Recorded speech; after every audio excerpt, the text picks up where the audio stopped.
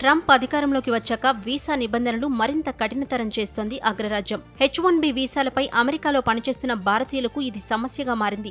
ఎప్పుడు ఉద్యోగం పోతుందో తెలియని అయోమయంలో పడేసింది. దీంతో అమెరికాలో నివసిస్తున్న భారతీయుల చూపు భారత్ వైపు మళ్లినట్టు తెలుస్తోంది. అక్కడ ఉద్యోగం పోతే భారత్కు తిరిగి వచ్చేందుకు ఎక్కువ మంది మొగ్గు చూపుతున్నట్టు ఓ సర్వేలో తేలింది.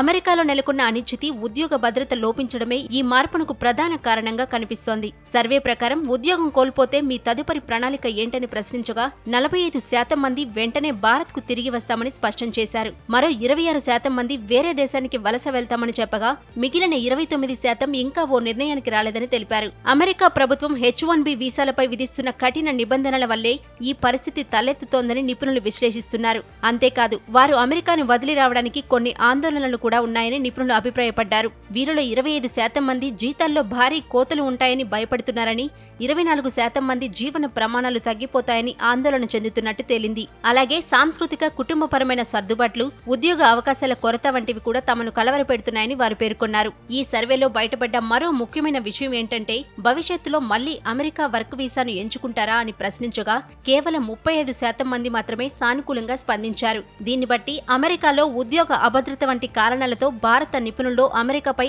ఆకర్షణ క్రమంగా తగ్గుతోందని స్పష్టమవుతోంది.